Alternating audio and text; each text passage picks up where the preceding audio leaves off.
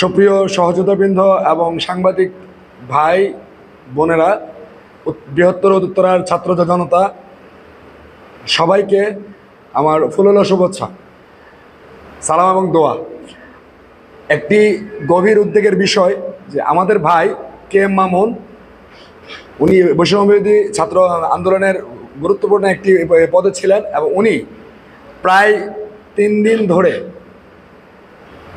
তুরাগ থেকে নিখোঁজ কিংবা পাওয়া যাচ্ছে না। সো আমরা এই ব্যাপারে গভীর উদ্বেগ প্রকাশ করছি এবং আমরা সেই প্রথম দিন থেকেই মামুন ভাইয়ের পরিবার সহ, আমরা প্রশাসন সহ, র্যাব সহ সকলের কাছে আমরা সকলের দ্বারস্থ হয়েছি। আজকে প্রায় 3 দিন পার হয়ে গেল। এটা খুবই উদ্বেগজনক এবং আমরা অতি বিব্রত এবং ক্ষোভ এর সহিত বলতে চাচ্ছি যে আমরা অতি দ্রুত মামুন ভাইয়ের প্রাপ্তিতা এবং প্রত্যাবর্তন নিশ্চিত করতে চাচ্ছি প্রশাসনকে। আমার আর কিছু বেশি বলার নাই। ইনশাল্লাহ আমরা সবাই সেই কামনায় আছি। আসসালামু আলাইকুম। একটি ব্যাপার লক্ষ্য করছি, গত কিছুদিন যাবতই যুবশক্তি এবং যুবশক্তির কিছু কেন্দ্রীয় নেতৃবৃন্দকে জড়িয়ে বিভিন্নভাবে বিভিন্ন বট আইডি এবং ফেসবুকের একটি মহল ফেসবুকে অপপ্রচার চালাচ্ছে। এটি নিয়ে আমরা উদ্বেগ প্রকাশ করছি এবং আমরা এই ব্যাপারটি নিয়ে উদ্বিগ্ন যে কেন হঠাৎ করে মামুন ভাই নিখোঁজ হওয়ার পর থেকে এবং মামুন ভাই নিখোঁজের আগে থেকেই তারা বিভিন্ন অপপ্রচার চালাচ্ছিল আমাদের কেন্দ্রীয় নেতৃবৃন্দকে নিয়ে। এইটি নিয়ে আমরা গভীরভাবে উদ্বেগ প্রকাশ করছি।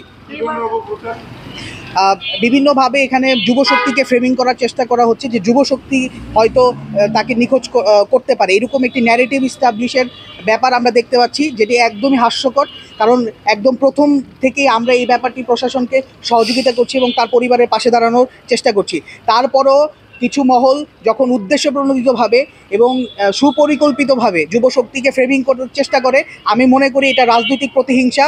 এবং আমি সবাইকে উদাত্ত আহ্বান জানাতে চাই, 24-এর গণ অভ্যুত্থানের পর, এত বড় একটি বিপ্লবের পর, এত রক্ত ঝরার পর আমরা আর কোনো নতুনভাবে রাজনৈতিক প্রতিহিংসাতে ফিরে যেতে চাই না। আমরা সুষ্ঠু রাজনীতির ধারায় আমরা রাজনীতির একটা সুস্থ সহ অবস্থানের পরিবেশ তৈরি করতে চাই এবং আমরা মনে করি যারা সেই সহ অবস্থানের পরিস্থিতিকে নষ্ট করবে তারা সত্যিকার অর্থে বাংলাদেশের মঙ্গল কামনা করছে না। এবং আরেকটি সুস্পষ্টভাবে আরেকটি কথা বলতে চাই, যদি আমাদের কোনো ভুল থাকে আপনারা আমাদের সাথে বৈঠকে বসেন, আমরা আমাদের ভুলগুলোকে শুধরে নিতে আমরা সেই উদারতা দেখানোর জন্য প্রস্তুত। কিন্তু আপনারা যদি উদ্দেশ্যপ্রণোদিতভাবে কোনো মহল জাতীয় যুবশক্তি তথা এনসিপিকে জড়ানোর চেষ্টা করা হয়, আমরা রাজনৈতিকভাবে এটাকে মোকাবেলা করার জন্য প্রস্তুত রয়েছি।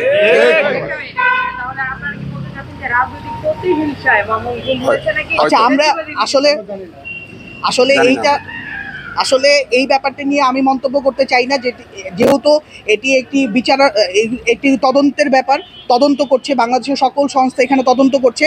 আমরা চাই সত্যি উদ্ঘাটন হোক, যেই জড়িত থাকুক, সে যেই দলেরই হোক, যেই মতেরই হোক, যে কোনো আদর্শের হোক, তার দৃষ্টান্তমূলক শাস্তি আমরা কামনা করছি। আসসালামু আলাইকুম। আপনারা ইতিমধ্যে অবগত হয়েছেন যুবশক্তি কর্তৃক আয়োজিত আজকের সংবাদ সম্মেলন, জরুরি সংবাদ সম্মেলনে যুবশক্তির কেন্দ্রীয় সংগঠক বাদন ভাই ইতিমধ্যে ক্লিয়ার করেছেন আজকের জরুরি যে সংবাদ সম্মেলন হয়েছে।